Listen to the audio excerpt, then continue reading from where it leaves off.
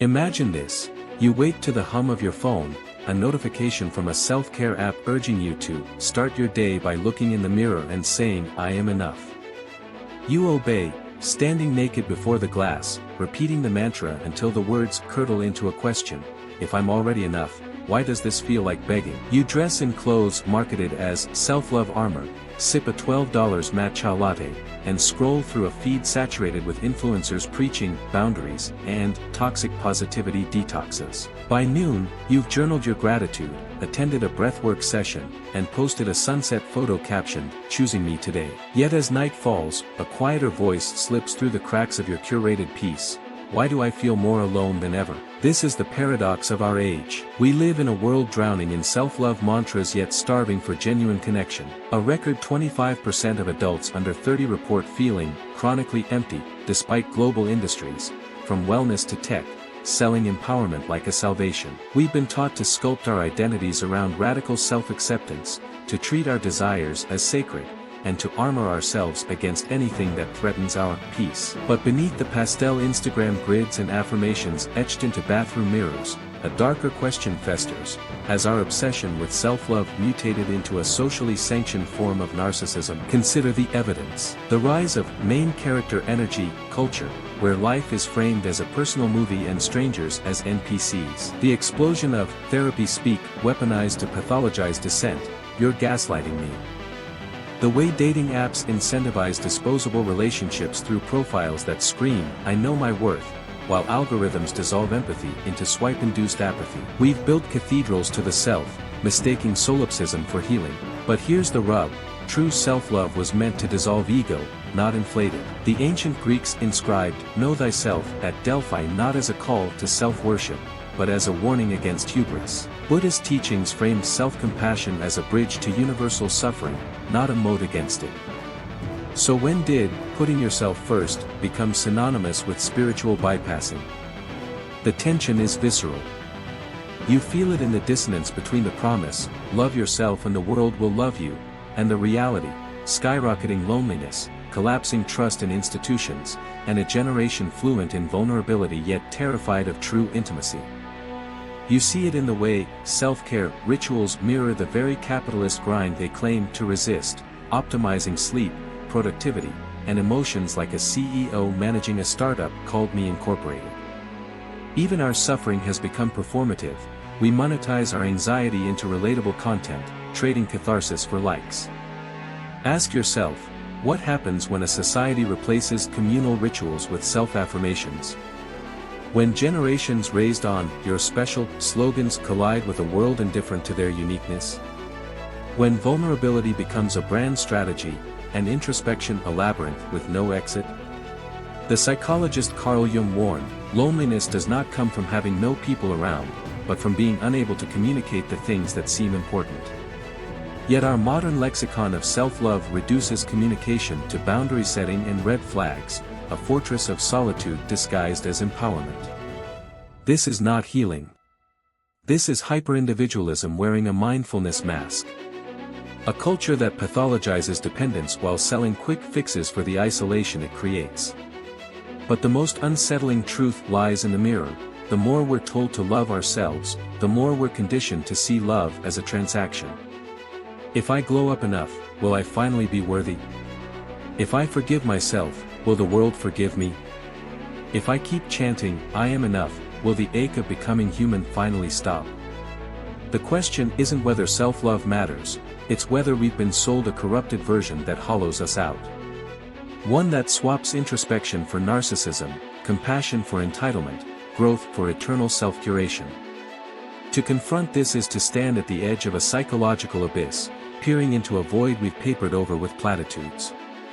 But here, in the silence between mantras, a deeper inquiry stirs.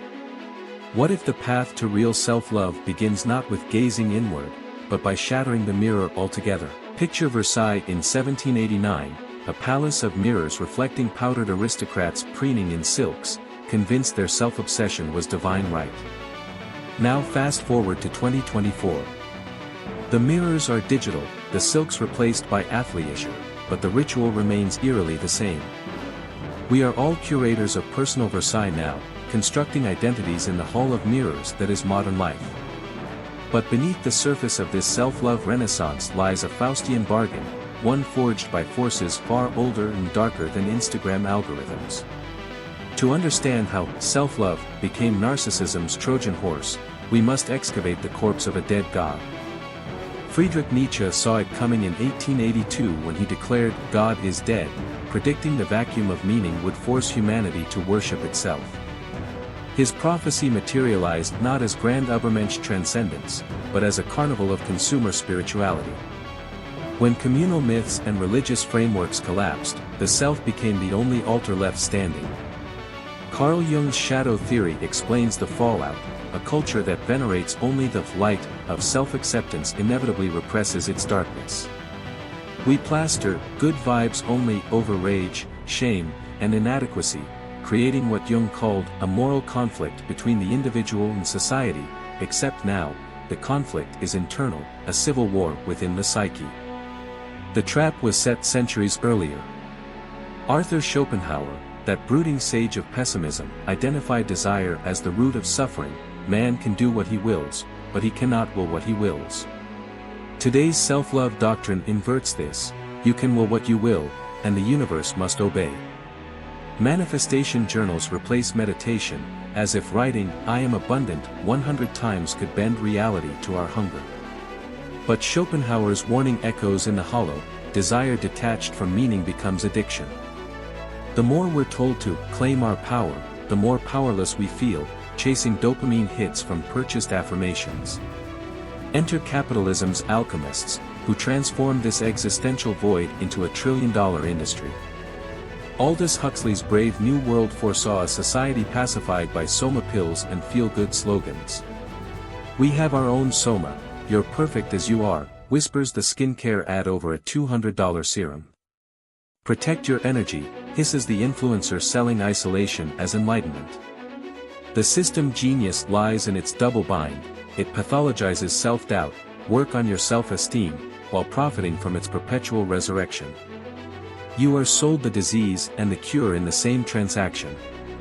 But the true psychological coup is subtler.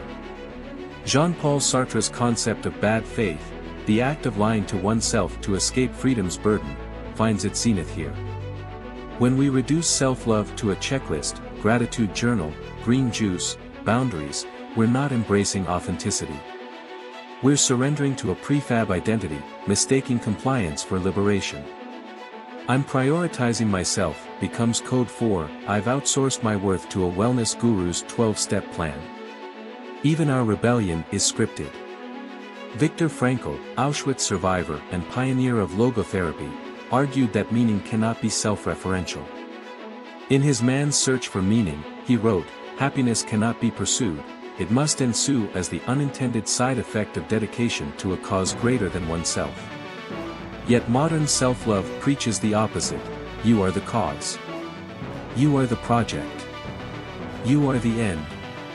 This inversion explains the haunting emptiness beneath the affirmations. Narcissism, as Freud revealed, is not an excess of self-love but its deficiency, a compulsive overcompensation for a fragile ego. The more we perform self-worth, the more we leak it.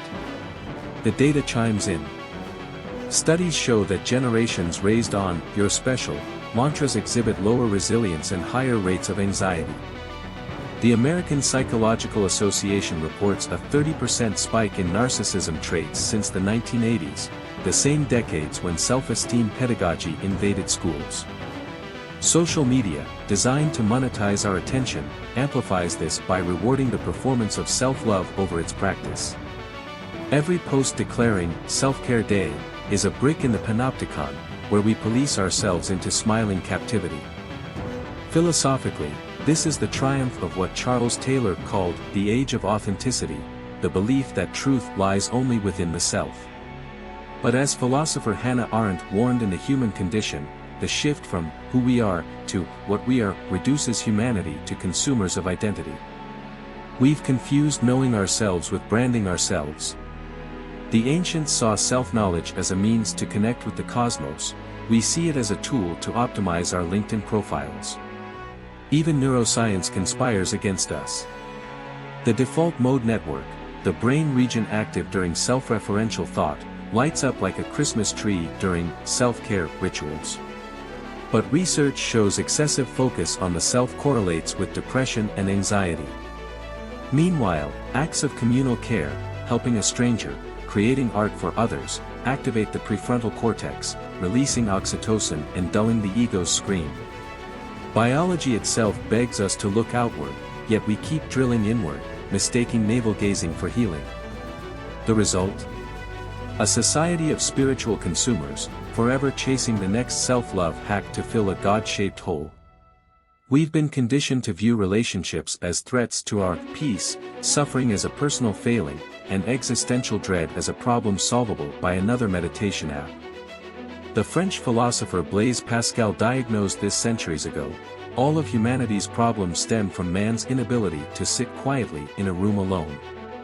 But what happens when that room has a TikTok feed? Herein lies the rub. The cult of self-love thrives because it offers liberation from the very system it perpetuates. It is capitalism's most brilliant trick, convincing us that buying products to rebel against consumerism makes us free. That isolating ourselves to protect our energy is empowerment. That we can fill a relational universe with transactional love and call it enlightenment. But the cracks are showing. In the silence between ASMR meditation videos, a primal hunger stirs, for communion, for purpose, for something real. Jung called this the collective unconscious, Nietzsche, the will to power, Frankl, the will to meaning. By different names, they point to the same truth: we are not meant to be gods. We are meant to be human.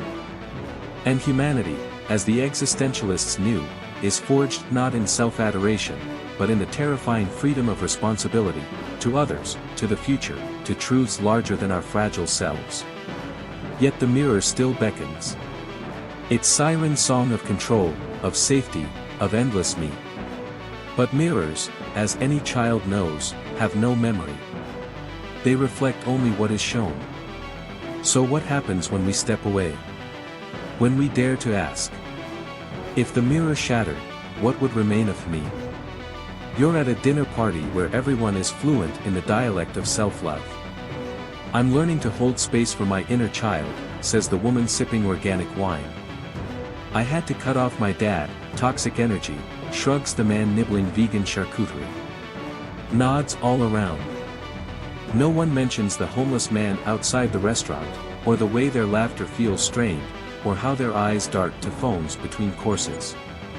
Later, you scroll through a friend's post, protecting my peace sparkles #self-love first.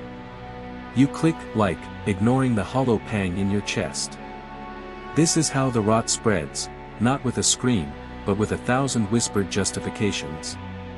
The consequences of our corrupted self-love doctrine are not hidden. They're unseen, woven into the fabric of daily life so completely that we mistake them for nature.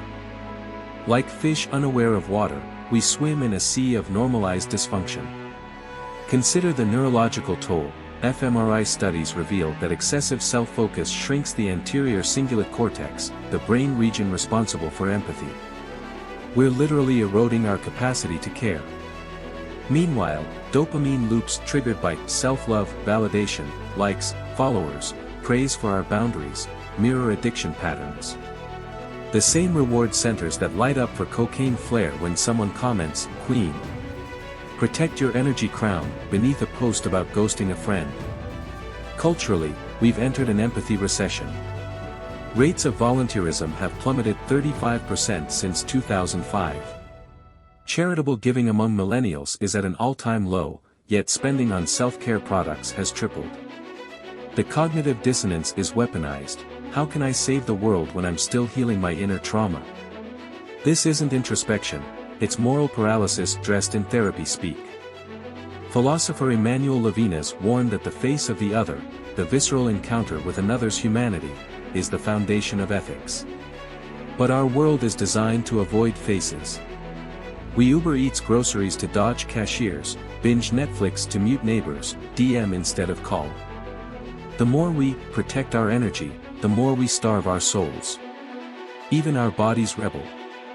The rise of stress illnesses, autoimmune disorders, mysterious chronic pain, coincides with the self-love boom. Psychosomatic? Perhaps. But Gabor Mate, physician and trauma expert, argues that dis-ease flourishes when we suppress authentic emotions to maintain a curated self. When good vibes only becomes dogma, rage metastasizes as back pain. Loneliness becomes IBS. Spiritual bypassing becomes cancer. We medicate with adaptogens and ashwagandha, never asking why a generation supposedly mastering self-love is so physically ill. The societal costs are darker still. Dating apps report that 63% of users under 35 now refuse to date someone with different core values, a noble ideal warped into narcissism's alibi. Why endure the friction of growth when you can swipe towards someone who mirrors your existing beliefs? Political polarization feeds on this same impulse. Why debate when you can block? Why coexist when you can curate? The tech giants knew. Facebook's 2012 experiment on emotional contagion proved feeds could manipulate moods, but what they truly revealed was our willingness to trade truth for ego-stroking illusions. Cognitive biases conspire to deepen the trap. The Dunning-Kruger effect, where low self-awareness inflates confidence, explains why the loudest voices in self-love spaces often preach from platforms of unexamined privilege. Confirmation bias turns Instagram into a hall of mirrors, reflecting back whatever version of healing we've commercialized. Worst is the empathy gap, our tendency to underestimate others' pain while overestimating our own. When everyone is the hero of their own story, villains must be invented. Enter the ex who couldn't match your vibration, the friend who triggered your abandonment wounds, the stranger who violated your boundaries by existing inconveniently. But the most pernicious consequence is ontological. We've been conditioned to see human connection as a threat rather than salvation. Esther Perel, the relationships therapist, observes that modern love is caught between two poles: you're my everything, and I need to focus on myself. No wonder Gen Z reports the lowest rates of sexual activity in a century. Intimacy now feels like a high-stakes negotiation between competing narcissisms. Even parenting has been infected. Gentle parenting, TikTok tutorials preach unconditional validation but often produce tiny tyrants, their undeveloped egos swollen by constant praise. The data is damning. A 2023 study found children raised on your special pedagogy struggle with teamwork and exhibit lower emotional intelligence than peers taught communal responsibility. This is the great irony: our pursuit of perfect self-love has made us less ourselves. Social media's highlight reels have normalized what psychoanalyst Donald Winnicott called the false self, a curated persona that pleases others while burying authentic desires. But when everyone's faking, authenticity becomes a myth. We flock to vulnerability coaches to relearn basic human candor, paying $200 per hour to practice saying, "I'm not okay," without shame. The poet David Whyte's words haunt: the price of our belonging is our participation in the loss of our belonging. We've sold our souls for the illusion of safety. The economic machinery grinds on. The $11 trillion wellness industry thrives by pathologizing normal human experiences. Grief becomes complicated mourning disorder, shyness becomes social anxiety, a bad day becomes burnout. We're taught to medicalize our humanity, then shop for cures. But as philosopher Byung-Chul Han writes in The Burnout Society, the achievement subject is unaware that its chains are made of the illusion of freedom. Your self-care yoga retreat. A plantation for the soul. Your gratitude journal. A ledger tracking emotional debts. Your boundaries. A stockade around a kingdom of one. Yet in quiet moments, the truth leaks through.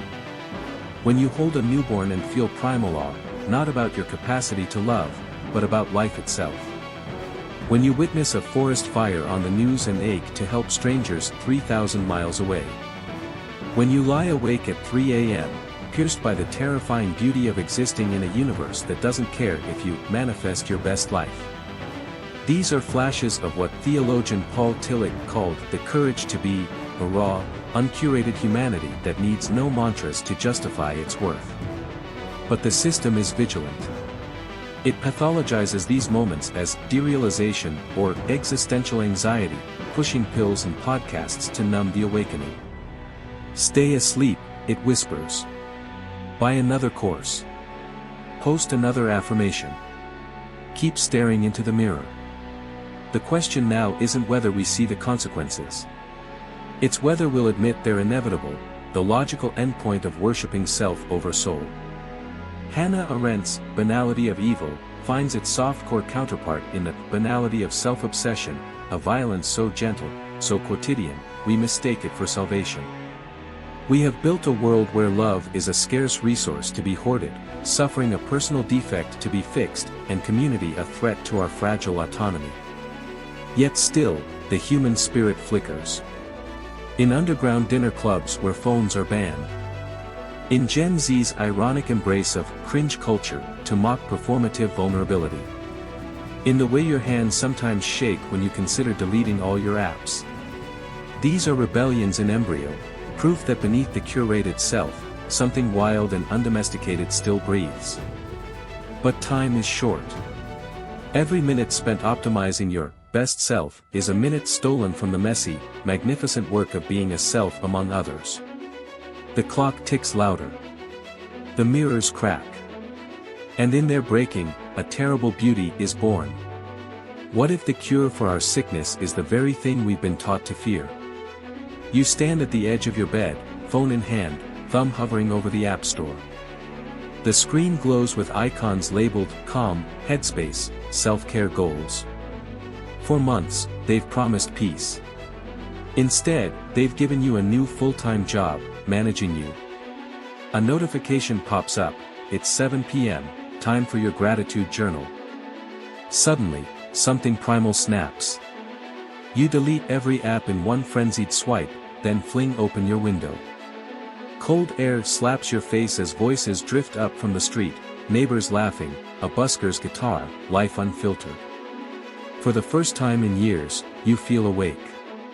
This is how rebellions begin, not with a manifesto, but with a visceral no to the tyranny of the mirror. History's greatest emancipation started this way, not by fighting the system, but by transcending its logic. Viktor Frankl, marching skeletal through snow at Dachau, realized his captors could steal everything except his ability to choose meaning. He survived by mentoring fellow prisoners, turning hell into a classroom of the soul. The civil rights movement didn't triumph through self-care retreats, it thrived on collective vulnerability, sharecroppers and students linking arms, singing hymns as fire hoses tore their skin. These were acts of radical unselfing, where the I dissolved into a we stronger than fear. The rebellion against narcissistic self-love begins with a similar inversion. True empowerment comes not from armoring the self, but from dissolving its borders. The Japanese concept of ikigai, reason for being, locates purpose at the intersection of what you love, what the world needs, and what you can be paid for. Notice the axis, the world needs. Danish Hugis Cozy collectivism, Bhutan's gross national happiness metric, indigenous Ubuntu philosophy, I am because we are, all reject the Western cult of individualism. They understand what Nietzsche glimpsed and thus spoke Zarathustra, the individual has always had to struggle to keep from being overwhelmed by the tribe. But no price is too high to pay for the privilege of owning yourself. The irony? Only by surrendering to the tribe do you discover what yourself truly is. This is the paradox that terrifies the self-love industrial complex, you find yourself by losing yourself. Neuroscience confirms it. When you engage in unconditional giving, helping a stranger without Instagramming it, the brain's parietal lobe quiets, dampening the ego's me versus them narrative. Mirror neurons sync with others' emotions, releasing dopamine more potent than any me-time bath bomb. Even the act of creating art for an audience, not followers, triggers flow states where time and self dissolve. The data is clear, the brain is wired for communion, not curation. Yet modern therapy culture preaches the opposite. Pop psychology warns against codependency like it's a radioactive spill, pathologizing our innate need for others. But as Bell Hooks wrote in All About Love, love is an action, never simply a feeling. The rebellion demands we reclaim this truth. Imagine replacing boundaries with bridges, not walls to keep others out, but pathways to let your humanity flow. Next time someone hurts you, dare to say, "You matter too much to let this go," instead of, "I'm setting a boundary." Watch how conflict transforms into connection. The revolution lives in counterintuitive acts. Seek discomfort over healing. The Stoics' new growth lies in voluntary hardship. Modernity sells safe spaces, real transformation happens in the arena.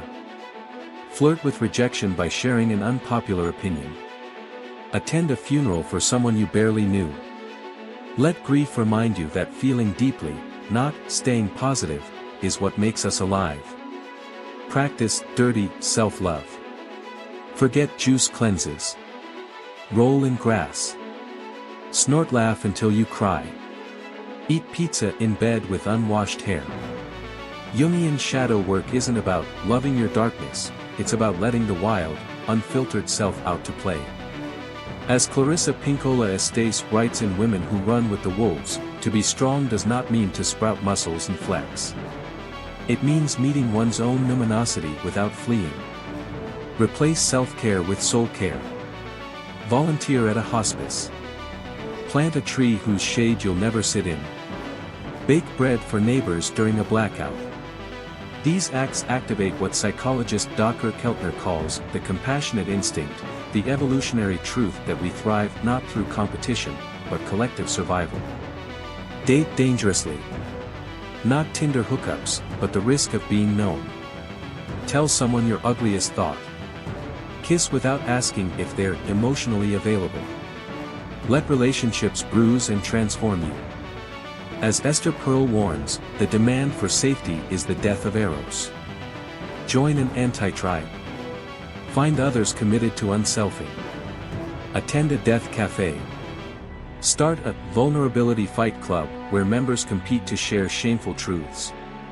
Reclaim churches, temples, and town squares as spaces to gather without agendas.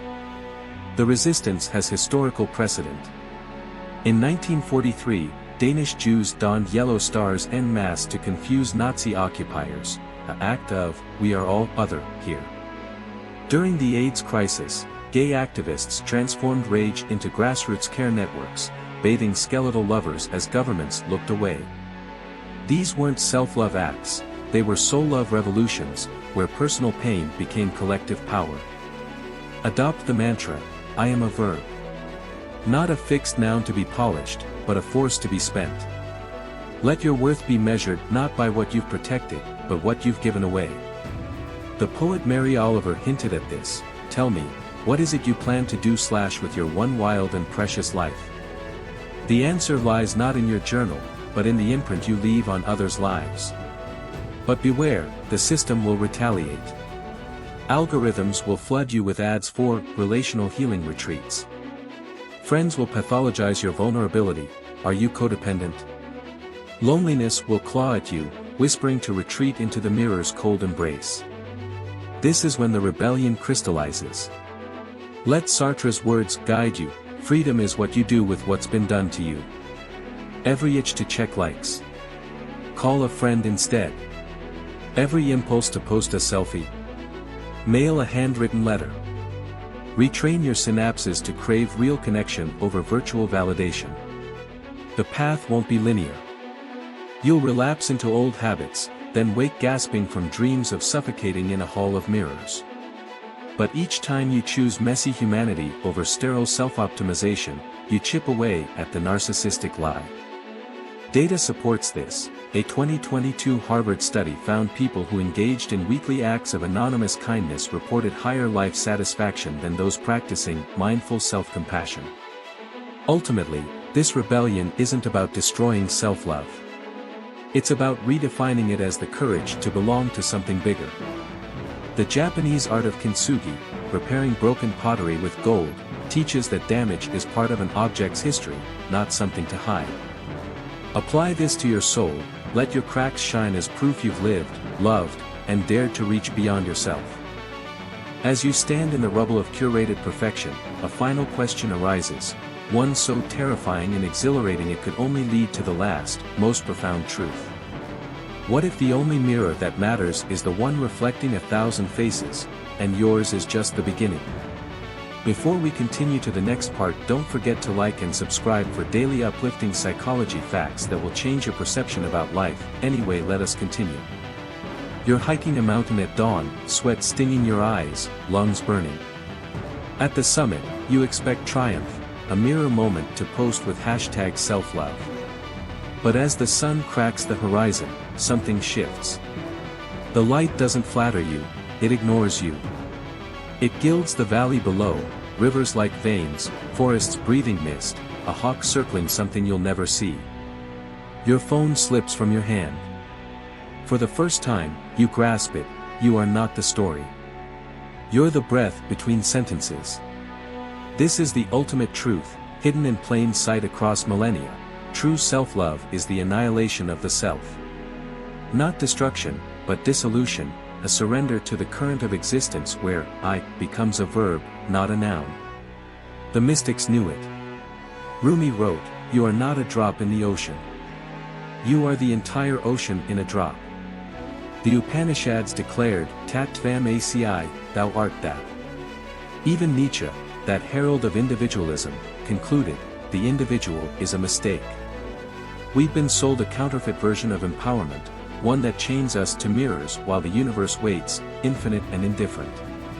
The great lie of narcissistic self-love is its premise: you are separate. Separate from others' pain, from nature's laws, from the cosmic joke that lets a species smart enough to name atoms be dumb enough to wage war over pronouns. But quantum physics whispers otherwise. Entanglement proves particles communicate instantaneously across light years. Biology mocks our delusion. Your mitochondria were once free-living bacteria, your gut microbiome outnumbers your human cells. You are a we disguised as an I, a galaxy in skin. This changes everything. When you realize self-love cannot exist without world love, the entire narcissistic edifice crumbles. Carl Jung saw this: the smaller the personality, the more inflated the ego. Modern self-love preaches inflation, pump the ego until it blots out the stars. But ancient wisdom practiced deflation, piercing the ego to reveal the divine ordinary. Consider the Japanese wabi-sabi, falling in love with cracks, weathering, the beauty of enough. Or the Christian mystic Meister Eckhart's prayer, I ask God to rid me of God. Even Freud's archrival Alfred Adler argued, happiness is the feeling that contributes to the common good. Here's the acid test: if your self-love doesn't ache for the child mining cobalt for your smartphone, doesn't thrill at the lichen cracking concrete, doesn't grieve the languages vanishing yearly, it's not love. It's taxidermy. You've stuffed your ego with platitudes and called it alive. Viktor Frankl was right, being human is always directed to something or someone other than oneself. The moment you stop seeing others as mirrors for your reflection, as threats or saviors or NPCs, the spell breaks. The data is brutal. Studies on terminal lucidity, when dementia patients briefly regain clarity before death, show their final words are never about themselves. They apologize. They thank. They speak of love given or withheld. Our deathbed selves know the truth we deny in life. We are remembered not by how we loved ourselves, but by how we let ourselves be loved, messily, dangerously, without guarantees. This realization terrifies the ego. It demands we trade control for communion, safety for solidarity. No wonder we've built entire industries to avoid it. But history's happiest people, from Danish communities thriving on hygge to Bhutanese farmers measuring gross national happiness, share a trait: self-transcendence. They grasp what Sartre missed: hell is other people, only if you're the devil. So how do we live this? Start here. 1. Become a question, not an answer. Stop asking, what do I deserve? Start asking, what can I risk? Let your hands get dirty. Let your heart break. Let your best self die daily so your truest self can breathe. 2. Love like an archaeologist. Dig past others' curated personas. When someone says, "I'm fine," listen for the tremor. Find beauty in their unmortgaged moments, the coffee stain on their shirt, their awkward laugh. As James Baldwin urged, love takes off the masks we fear we cannot live without. 3. Practice cosmic humility. Stand under the Milky Way until your problems shrink to their true size, specks on a speck. Write letters to 2110. Dance at weddings of strangers. Let awe gut you regularly. 4. Turn pain into an offering. When grief comes, don't pathologize it.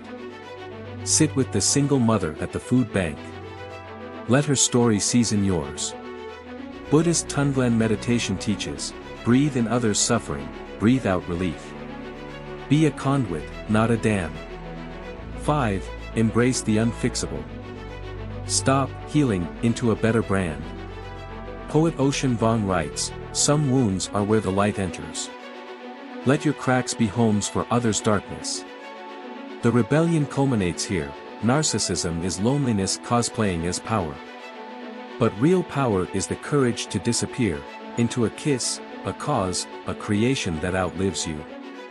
The artists knew, Van Gogh sold one painting but posthumously gifted millions with beauty. Emily Dickinson wrote 1,800 poems in secret, her self-worth untethered from applause. Their self-love was the soil, not the flower. This is why all major religions preach resurrection metaphors. Not to glorify the self, but to kill it. The caterpillar doesn't find itself in the chrysalis, it dissolves into primordial soup so wings can emerge. You've been crawling long enough. The final mirror to shatter is the one you've mistaken for a window. Your Instagram feed, your therapist's couch, your endless self-analysis, all just distorted glass. Step outside. Let the world lick your face with its wild tongue. Rain doesn't care if you're ready. Sunlight claims you without consent. In the end, only one question matters. Will you spend your life polishing a mirror, or become the light that makes everything else glow? The choice is brutal. The choice is beautiful. The choice is now. Watch the next video to see how social media hijacked your identity.